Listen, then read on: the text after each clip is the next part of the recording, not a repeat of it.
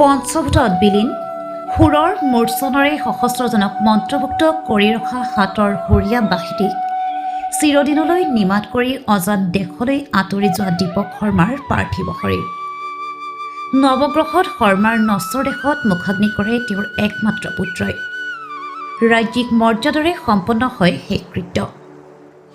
বহুদিন ধৰি জটিল ৰোগত আক্ৰান্ত দীপক শৰ্মাক উন্নত চিকিৎসাৰ বাবে চেন্নাইৰ এখন ব্যক্তিগত চিকিৎসালয়ত চিকিৎসাধীন হৈ থকা অৱস্থাতে সোমবাৰে পুৱা 6:15 বজাত শেষ নিশ্বাস ত্যাগ কৰে।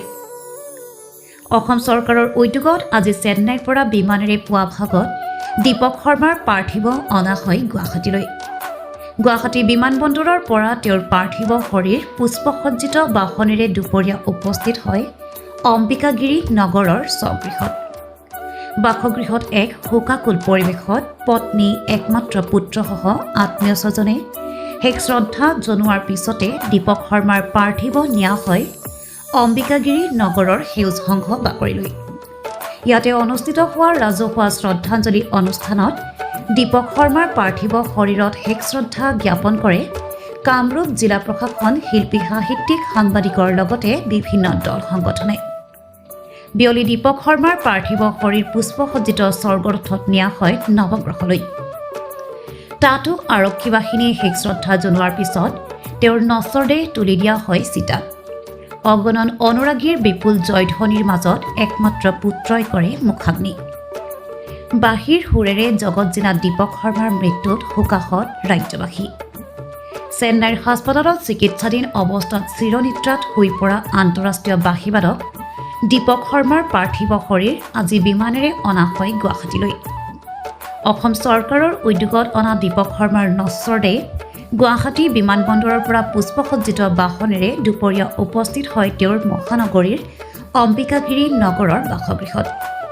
ইতিমধ্যে তেওঁৰ পত্নী পুত্ৰসহ পৰিয়ালবৰ্গই শেষ শ্ৰদ্ধাঞ্জলি জনোৱাৰ পিছত দীপক শৰ্মাৰ নশ্বৰ দেহ ৰাজহুৱা শ্ৰদ্ধাঞ্জলিৰ বাবে অম্বিকাগিৰি নগৰৰ সেউজ সংঘৰ বাকৰিলৈ।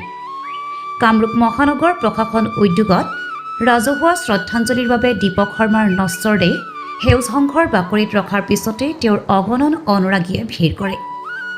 উল্লেখ্য যে বাঁহীৰ সুৰৰ মূৰ্ছনৰে বাঁহীবাদক দীপক শৰ্মালৈ শেষ শ্ৰদ্ধাঞ্জলি। আগে আগে শিল্পীৰ বাঁহীৰ সুৰ, পাছে পাছে বাঁহীৰ যাদুকৰ দীপক শৰ্মাৰ নশ্বৰ দেহ। এক শোকাকুল পৰিৱেশ বিৰাজ কৰে অম্বিকাগিৰি নগৰত। বিয়লি ভাগত দীপক শৰ্মাৰ নশ্বৰ দেহ ৰাজ্যিক মৰ্যাদাৰে শেষকৃত্য সম্পন্ন নৱগৃহ শ্মশানত।